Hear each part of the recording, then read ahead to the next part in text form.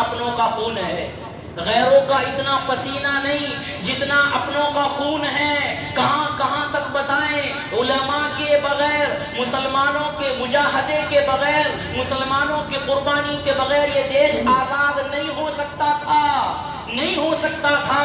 آج یہ ہمیں آزادی کی نعمت جو ملی ہے، یہ مسلمان، چاہے وہ ٹیپو سلطان ہو، سراج الدولہ ہو یا پھر علماء ہو، یہ آج ان کی بدولت ہمیں ملا ہے۔ آج ہم السلام علیکم ورحمۃ اللہ وبرکاتہ۔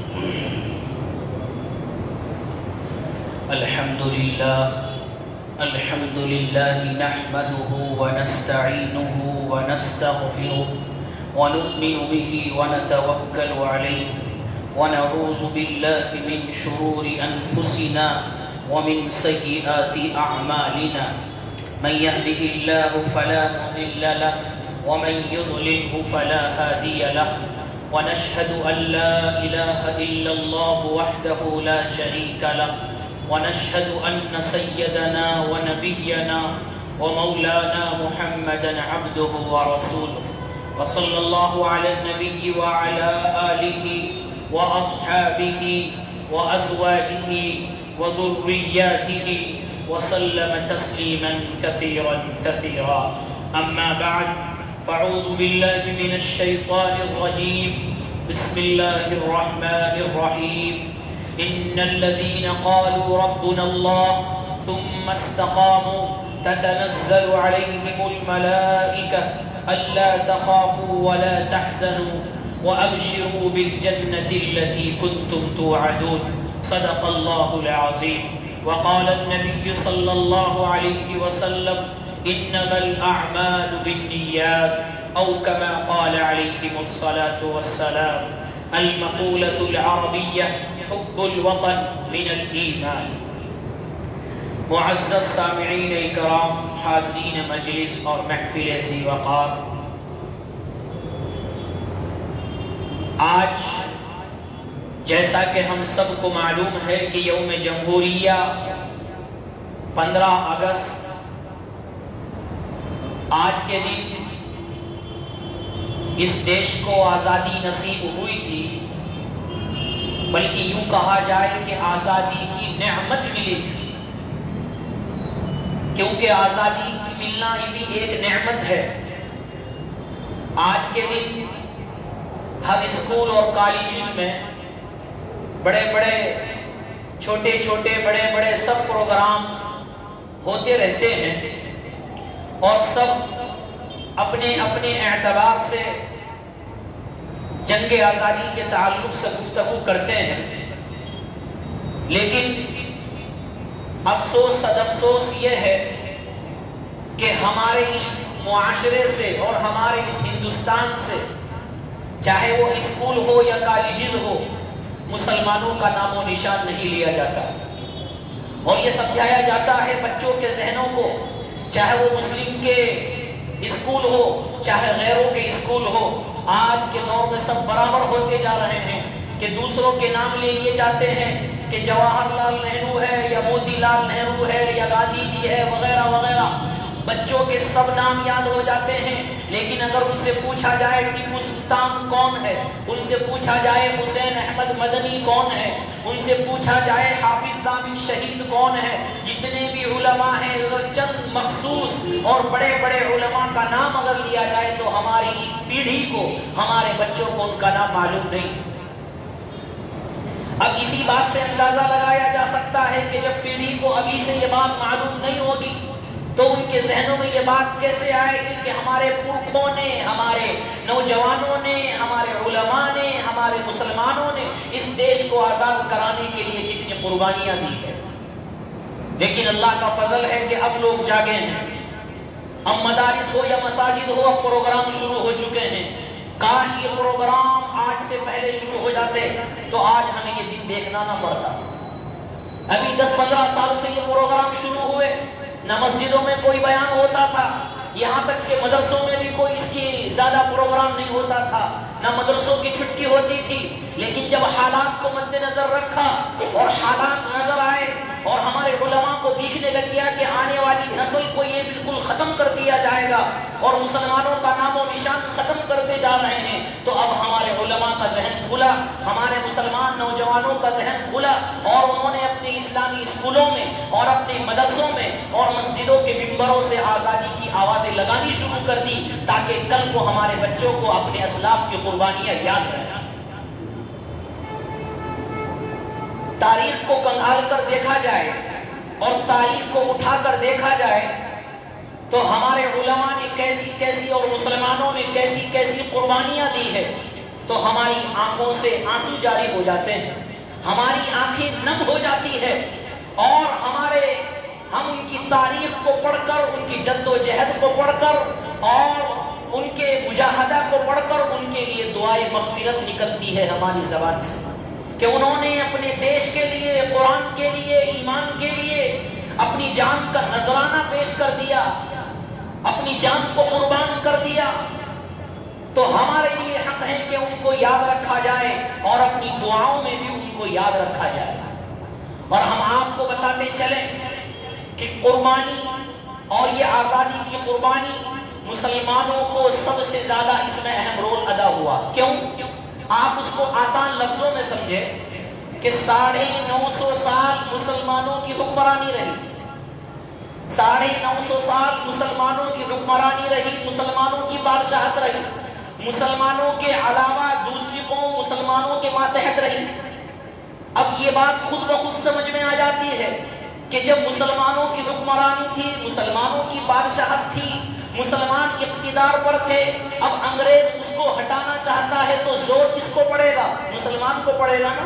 کرسی کی جو کرسی پر ہوتا ہے، جب اس کو کرسی سے ہٹانے کی بات ہوتی ہے تو کرسی والے کو زیادہ ٹینشن ہوتی ہے، کرسی والے کو، اقتدار والے کو زیادہ ٹینشن ہوتی ہے۔ تو چونکہ مسلمانوں کی حکمرانی تھی، مسلمانوں کی بادشاہت تھی، اس لیے مسلمانوں کو ٹینشن ہوئی، حکمرانوں کو ٹینشن ہوئی کہ آج ہمارا اقتدار ہے، آج ہمارے دور میں مسجدیں محفوظ، مدرسے محفوظ، اگر یہ انگریز آ گئے تو مسجدوں کا نام و نشان بھی ختم ہو جائے گا، مدرسے کا نام و نشان بھی ختم ہو جائے گا۔ تو چونکہ زیادہ ضرورت مسلمانوں کو تھی، اقتدار بچانا تھا، حکومت بچانی تھی، اس لیے مسلمان سب سے آگے آئے۔ یہ تو بات عقل میں آنے والی ہے۔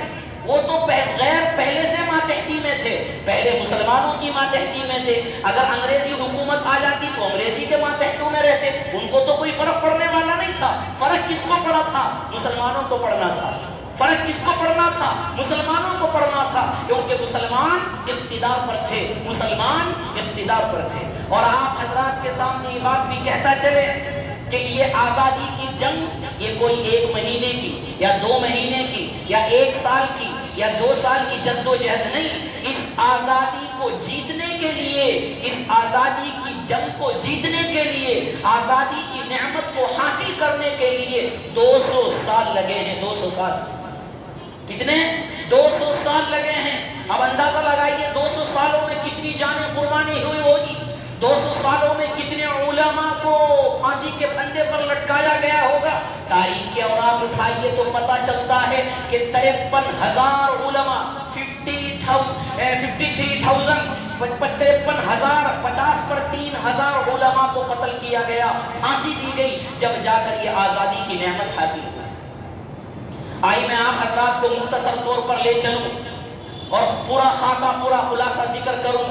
انگریز نے جب دیکھا ہندوستان کا نقشہ کہ ہندوستان کی سرزمین بڑی اعلیٰ ہے، ہندوستان کی سرزمین سونا اگلتی ہے، ہندوستان کی سرزمین ہر نعمت اگلتی ہے، یہاں کی ہری ہری سبزیاں یہ نعمت حاصل ہوتی ہے، یہاں پر ہر قسم کی سبزی یہاں کی زمین اگلتی ہے، یہاں کے در و دیواروں پر ہیرے جواہرات جمع ہوئے ہیں۔ لال قلعے کے دیواروں کو دیکھو، قطب مینار کے میناروں کو دیکھو، وہاں کی در و دیواروں کو دیکھو، تاج محل کی دیواروں کو دیکھو، یہ تمام چیزوں نے انہوں نے دیکھی اور یہ سوچا کہ تاج محل ہو یا قطب مینار ہو یا لال قلعہ ہو یا دلی کی جامع مسجد ہو، یہاں کی عمارتیں بڑی شاندار ہے، یہاں کی عمارتیں بڑی اعلیٰ ہے، یہاں کی زمین بڑی اعلیٰ ہے۔ تو انگریز نے 1499 200 سال پہلے 1499 میں اس نے سوچا اس زمین پر قبضہ کیا جائے۔ بنگال کی سرزمین سے شروع ہوتا ہے،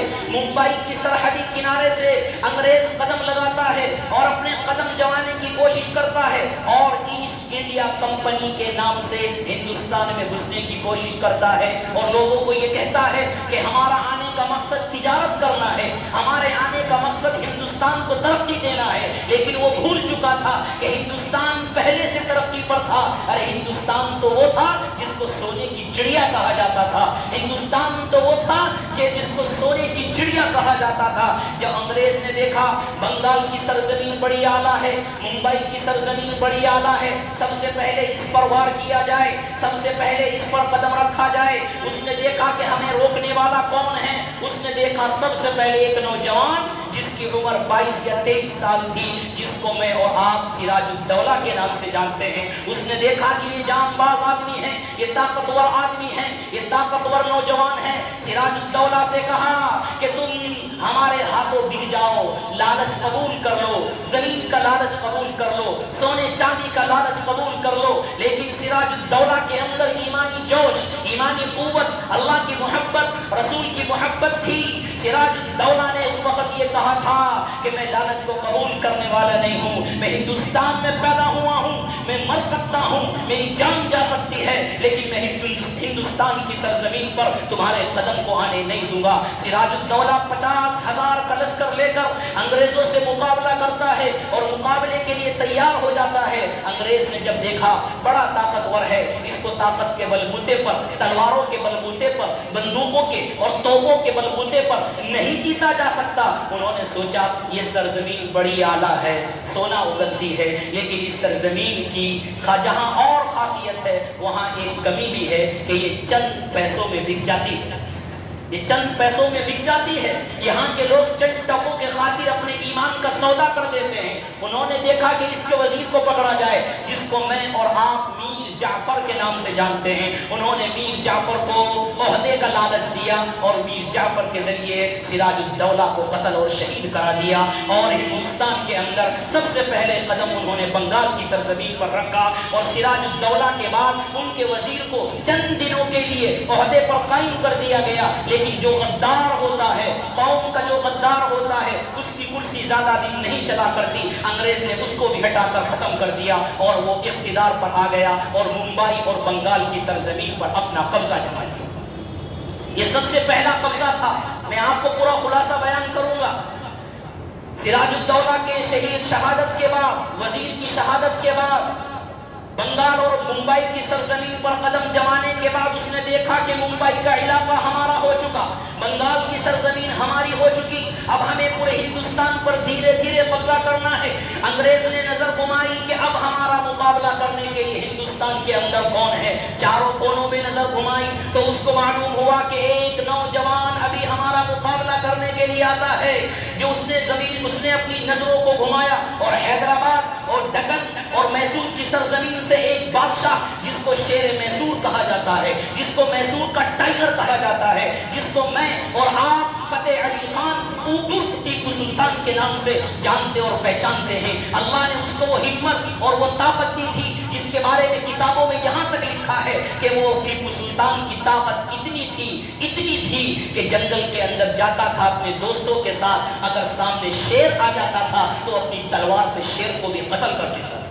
جب سے ان کا نام شیر میسور پڑ چکا ہے، جب سے ان کا نام ٹائگر میسور پڑ چکا ہے، وہ ٹیپو سلطان رحمت اللہ علیہ جب انہوں نے دیکھا کہ ہمارا مقابلہ کرنے کے لیے کون ہے، ہمیں روکنے کے لیے کون ہے، تو ٹیپو سلطان رحمت اللہ علیہ نے جنگ لڑی۔ اس سے پہلے کم از کم 3 جگہ ٹیپو سلطان نے لڑی ہے اور تینوں میں فتح ان کو نصیب ہوئی ہے، کیونکہ جانباز آدمی تھے، طاقتور آدمی تھے، شیر والی صفات ان کے اندر موجود تھی۔ چنانچہ ٹیپو سلطان رحمت اللہ علیہ کو جب انہوں نے دیکھا کہ طاقت کے بلبوتے پر اس کو ہم ہرا نہیں سکتے، بندوق کے بلبوتے پر نہیں ہرا سکتے، توپ کے بلبوتے پر اس کو نہیں ہرا سکتے، کیوں نہ اس کے وزیر کو پکڑا جائے، کیوں نہ اس کو دھوکے سے مارا جائے، کیوں نہ دھوکہ دے کر اس کو مارا جائے۔ چنانچہ ان کا وزیر جس کو میں اور آپ غدار میسور کہا جاتا ہے، غدار حیدرآباد کہا جاتا ہے، غدار دکن کہا جاتا ہے، بلکہ ہم یہ کہہ سکتے ہیں غدار ہندوستان اس کو کہا جا سکتا ہے، جس کو میں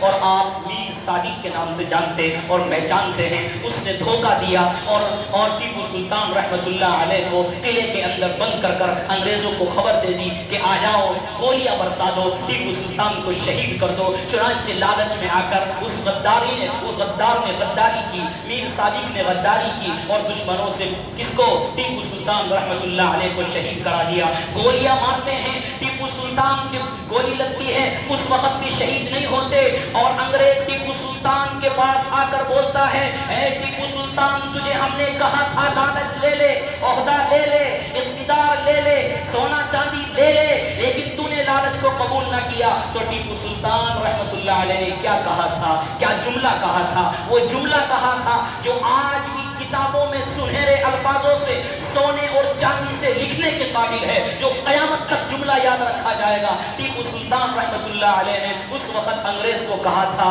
کیا کہا تھا؟ اور ٹیپو سلطان نے کہا تھا کہ گیدڑ کی 100 سالہ زندگی سے شیر کی ایک دن کی زندگی بہتر ہے. گیدڑ کی 100 سالہ زندگی سے شیر کی ایک دن کی زندگی بہتر ہے.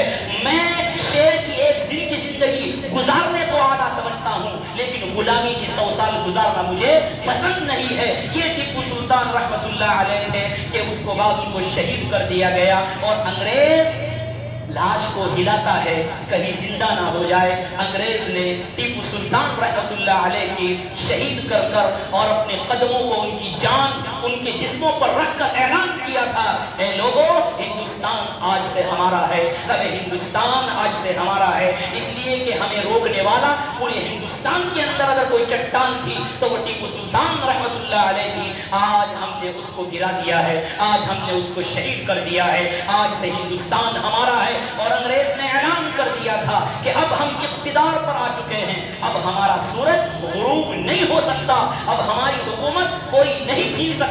تکبر کے ساتھ اس نے کہا تھا, لیکن اس کو نہیں معلوم تھا کہ ہر فرعون کے ساتھ موسیٰ بھی ہوتا ہے. اس کو نہیں معلوم تھا کہ ہر فرعون کے ساتھ ایک موسیٰ بھی ہوتا ہے. اس نے متکبرانہ انداز میں کہا تھا کہ آج سے ہندوستان ہمارا ہے. چنانچہ میسور کی سرزمین پر, دکن اور حیدرآباد کی سرزمین پر اس نے قبضہ جما لیا اور آدھے ہندوستان کے اندر اس نے قبضہ کر لیا.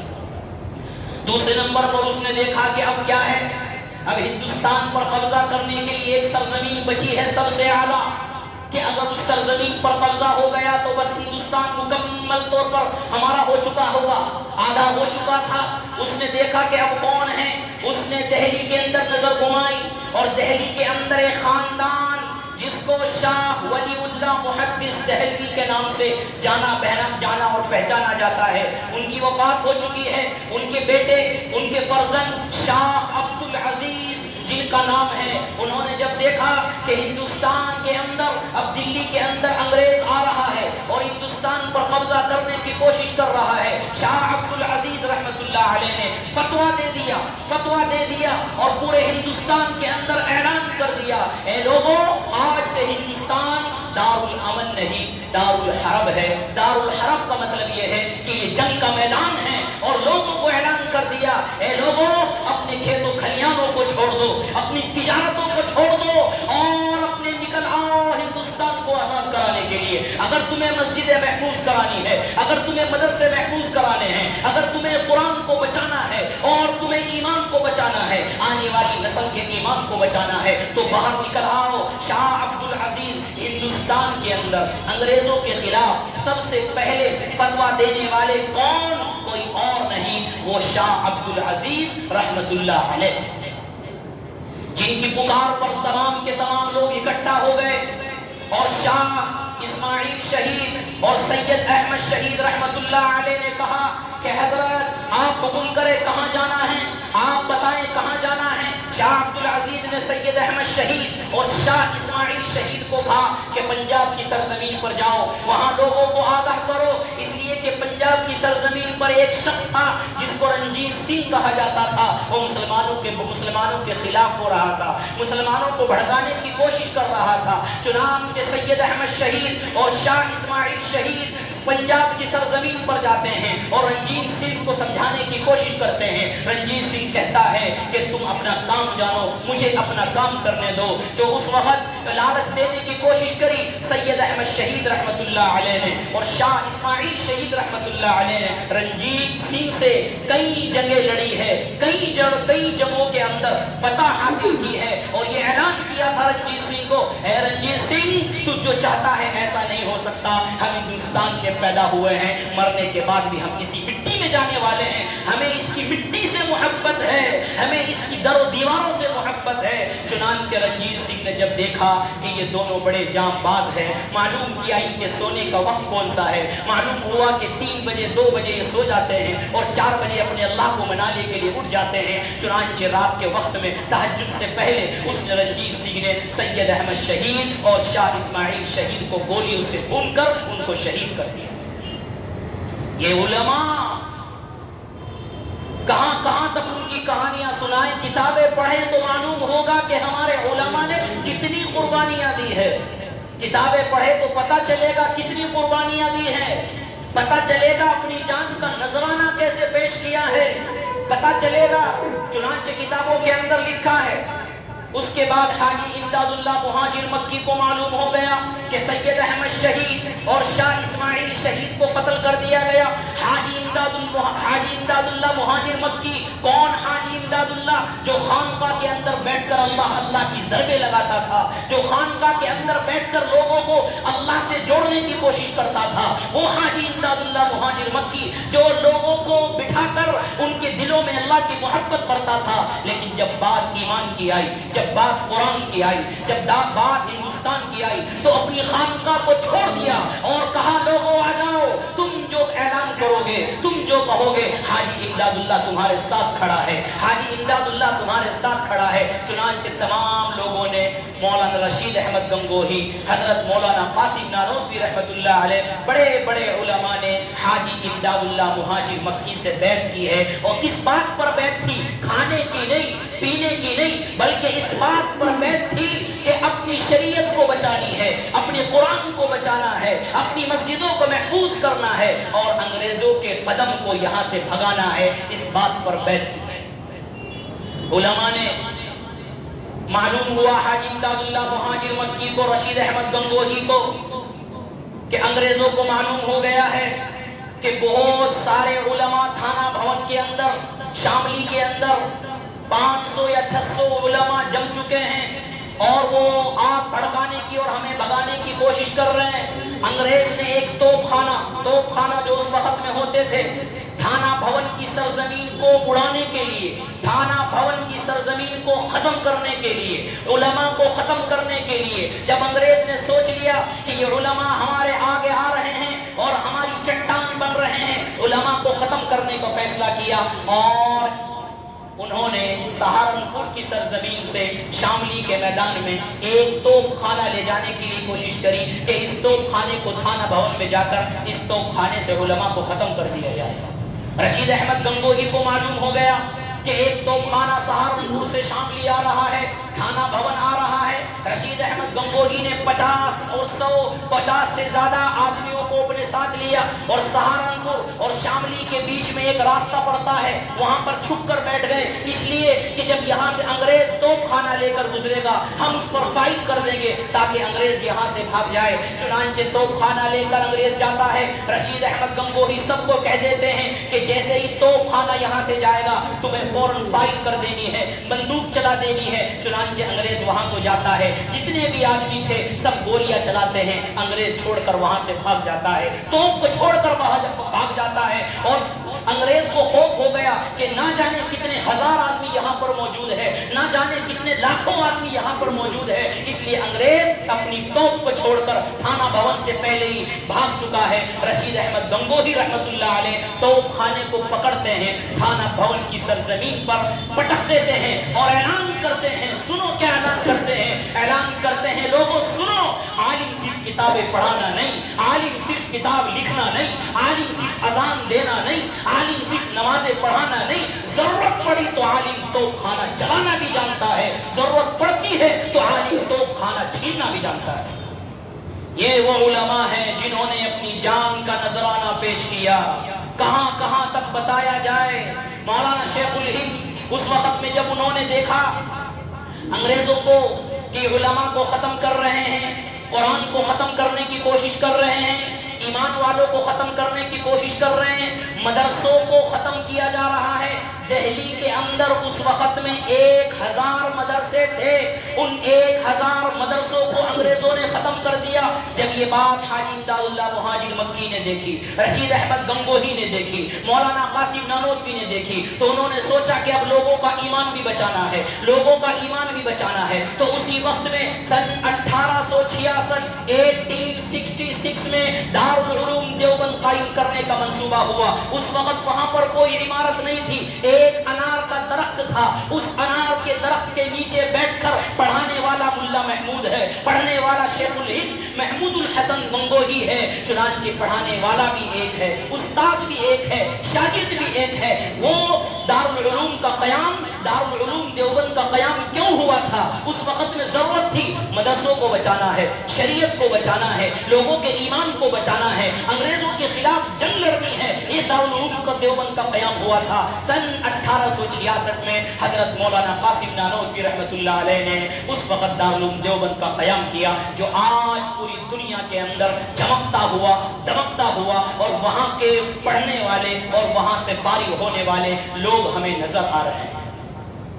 کہاں کہاں تک ان علماء کی بات بتائیں، میں کیا بلکہ انگریز کا مؤرخ جس کو ٹامسن کہا جاتا ہے، اس نے اپنی کتاب میں لکھا ہے کہ دلی کی چاندنی چوک سے لے کر خیبر کی سرزمین تک کوئی درخت، کوئی شجر ایسا نہیں تھا جس پر کسی عالم کی لاش کو نہ لٹکایا گیا ہو۔ وہ ٹامسن اپنی کتاب میں خود لکھتا ہے کہ علماء جو اس وقت موجود تھے، لوہے کو گرم کیا جاتا تھا اور ان کی جانوں پر داغا جاتا تھا، لیکن ان کا ایمان ٹس سے مس نہیں ہوتا تھا۔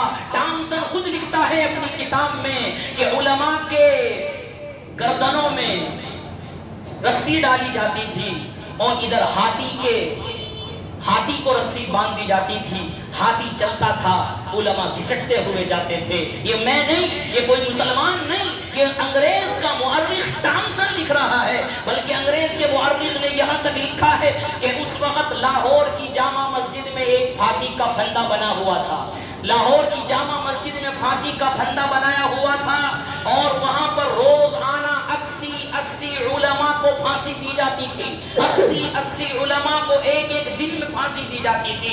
ٹامسن خود اپنی کتاب میں لکھتا ہے کہ ایک مرتبہ میں اپنے خیمے میں بیٹھا ہوا تھا، مجھے زندہ گوشت کے جلنے کی بدبو آئی، تو میں باہر نکل کر دیکھا تو کیا دیکھتا ہوں کہ 40 علماء کو زندہ جلایا جا رہا ہے، 40 علماء کو زندہ جلایا جا رہا ہے۔ ٹامسن اپنی کتاب میں لکھتا ہے کہ ٹامسن اپنی کتاب میں لکھتا ہے علماء کو زندہ جلایا گیا، زندہ انگاروں کے اندر لایا گیا، لیکن نہ جانے کون سی مٹی سے بنے ہوئے تھے، نہ جانے ان کے اندر کون سی حرارت تھی، ان کا ایمان ٹس سے مس نہیں ہوتا تھا۔ وہ انگریزوں کے خلاف تھے اور ہمیشہ رہے، اپنی جان کا نذرانہ پیش کر دیا، لیکن انگریزوں کے تلوے انہوں نے نہیں چاٹے، انگریزوں کے تلوے اور انگریزوں کی غلامی انہوں نے قبول نہ کری، اپنی جان کو قربان کر دیا، لیکن اپنے دیش کے ساتھ وفاداری کا ثبوت دیا ہے، غداری کا ثبوت نہیں دیا ہے۔ اور یہی نہیں، حضرت مولانا حسین احمد مدنی رحمت اللہ علیہ نے بعد میں جب یہ دور ختم ہو چکا اور مولانا حسین احمد مدنی کا دور آیا، انہوں نے بھی خلاف فتویٰ دیا کہ انگریزوں کی چیزوں کا استعمال کرنا حرام ہے، حرام ہے، حرام ہے۔ انگریز جج نے مولانا حسین احمد مدنی رحمت اللہ علیہ کو پکڑ کر لائے اور عدالت میں کھڑا کیا۔ انگریز جج پوچھتا ہے، اے حسین، تو سنا ہے تو یہ کہتا ہے کہ انگریزوں کے خلاف کھڑا ہونا جائز ہے، انگریزوں کی چیزوں کا استعمال کرنا حرام ہے، تو انگریزوں کے خلاف فتویٰ دیتا ہے۔ حسین احمد مدنی نے کیا کہا تھا؟ اے گوری چمڑی والے، اے انگریز جج، حسین احمد مدنی کہتا تھا کیا ہے؟ تیرے سامنے، تیری عدالت میں، تیرے سامنے کھڑے ہو کر حسین احمد مدنی کہتا ہے انگریزوں کی فوج میں بھرتی ہونا حرام ہے، حرام ہے، انگریزوں کا ساتھ دینا حرام ہے، حرام ہے، انگریزوں کی چیزوں کا استعمال کرنا حرام ہے، حرام ہے۔ جج نے کہا حسین احمد مدنی جانتا ہے اس کی سزا کیا ہے؟ جانتا ہے اس کی سزا موت ہے۔ حسین احمد مدنی نے کہا اے انگریز ڈراتا کس کو ہے؟ اپنے سر سے پگڑی کو اتارا اور کہا اے حسین جج تو کیا سوچتا ہے؟ مرنے سے ڈرتا ہوں۔ حسین احمد مدنی جب گھر سے آ رہا تھا اپنا کفن ساتھ لے کر آ رہا تھا، گھر والوں کو وصیت کر دی تھی یہ میری پگڑی ہے، یہ پگڑی نہیں یہ کفن کا کپڑا ہے، اس لیے کہ میں گھر والوں کو بول کر آ چکا تھا کہ اگر آج میں زندہ واپس نہیں لوٹا تو انگریز کے کپڑے پر مجھے مت دفنایا جائے، مجھے میرے کپڑے میں میرے کفن میں دفنایا جائے۔ یہ حسین احمد مدنی رحمت اللہ علیہ کا قول ہے۔ کہاں کہاں تک ان علماء کی باتیں بتائیں، جہاں جہاں تک ان علماء کی باتیں بتائیں، اتنا تو غیروں کا پسینہ نہیں جتنا اپنوں کا خون ہے، غیروں کا اتنا پسینہ نہیں جتنا اپنوں کا خون ہے۔ کہاں کہاں تک بتائیں، علماء کے بغیر، مسلمانوں کے مجاہدے کے بغیر، مسلمانوں کے قربانی کے بغیر یہ دیش آزاد نہیں ہو سکتا تھا، نہیں ہو سکتا تھا۔ آج یہ ہمیں آزادی کی نعمت جو ملی ہے، یہ مسلمان چاہے وہ ٹیپو سلطان ہو، سراج الدولہ ہو یا پھر علماء ہو، یہ آج ان کی بدولت ہمیں ملا ہے۔ آج ہمیں کہا جاتا ہے کہ دیش کے غدار ہیں یا دیش میں رہنے کا حق نہیں ہے، تاریخ اٹھا کر دیکھیے پتہ چل جائے گا کہ دیش کے غدار کون ہیں اور دیش کے وفادار کون ہیں۔ اس سرزمین کو مسلمانوں نے سینچا ہے، اس سرزمین کو پیار اور محبت کے ساتھ مسلمانوں نے بنایا ہے، علماء نے بنایا ہے۔ آپ تو اور ہوگا، آپ غور کریں، یہ جھنڈا جو آپ کو نظر آتا ہے، یہ جھنڈا کا نقشہ جو آپ کو نظر آتا ہے، یہ بنانے والا کون ہے؟ یہ ایک عورت سریا جو حیدرآباد کی رہنے والی تھی، وہ مسلمان ہے۔ اور وہ ترانہ جس کو ہم اور آپ 15 اگست اور 26 جنوری کو سنتے ہیں، سارے جہاں سے اچھا ہندوستان ہمارا، یہ کس کا ہے؟ یہ علامہ اقبال کا ہے جو مسلمان تھے۔ یہی نہیں، سرفروشی کی تمنا اب ہمارے دل میں ہے، دیکھنا ہے زور کتنا بازوئے قاتل میں ہے۔ یہ لکھنے والے کون ہیں؟ یہ لکھنے والے بھی مسلمان ہیں۔ ہمیں معلوم ہونا چاہیے ترانہ بغیر مسلمانوں کے پورا نہیں ہو سکتا، یہ جھنڈا جو ہندوستان کا نظر آتا ہے یہ بغیر مسلمانوں کے پورا نہیں ہو سکتا، یہ آزادی بغیر مسلمانوں کے نہیں ہو سکتی۔ یہ لال قلعہ، یہ قطب مینار اور یہ جامع مسجد دلی کی اور نہ جانے یہ تاج محل اور یہ تمام چیزیں اس بات کی گواہی دیتی ہے کہ ہندوستان مسلمانوں کا تھا، مسلمانوں کا ہے، مسلمانوں کو رہے گا۔ اور یہ پیغام دیتا ہے کہ مسلمان مر سکتا ہے، اپنے ہندوستان کو چھوڑنے کی طاقت اس کے اندر نہیں آ سکتی۔ مسلمان اپنی جان کا نذرانہ پیش کر سکتا ہے لیکن اپنے ہندوستان کو چھوڑ کر وہ نہیں جا سکتا۔ یہ ہندوستان ہمارا تھا، ہمارا ہے، ہمارا رہے گا انشاءاللہ۔ اور یاد رکھیں اسی جگہ پر ہم پیدا ہوئے ہیں، اسی مٹی پر ہم کو جانا ہے، یہی ہمارا پیغام ہے۔ اسی لیے کسی نے کیا خوب کہا ہے، سبھی کا خون ہے یہاں کی مٹی میں شامل، سبھی کا خون شامل ہے یہاں کی مٹی میں، سبھی کا خون شامل ہے یہاں کی مٹی میں۔ کسی کے باپ کا ہندوستان تھوڑا ہی ہے، یہ ہندوستان سب کا ہے، یہ ہندوستان مسلمانوں کا بھی ہے، یہ ہندوستان غیروں کا بھی ہے۔ ہمیں پیغام ملتا ہے ہم پیار محبت کے ساتھ، الفت کے ساتھ، عقیدت کے ساتھ رہیں، آپس میں بھائی چارگی کے ساتھ رہیں، اپنی مسجدوں کو بھی آباد کریں، اپنے مدرسوں کو بھی آباد کریں، اپنے اپنوں کا بھی اکرام کریں، غیروں کا بھی اکرام کریں، سب کے ساتھ محبت کے ساتھ، پیار کے ساتھ، عقیدت کے ساتھ رکھیں۔ اور ہر وقت یہ دعا کرنی چاہیے کہ اللہ تعالیٰ ہمارے اس ملک کو، ہندوستان کو امن و امان اور شانتی کے ساتھ قائم اور دائم رکھے۔ وآخر دعوانا ان الحمدللہ۔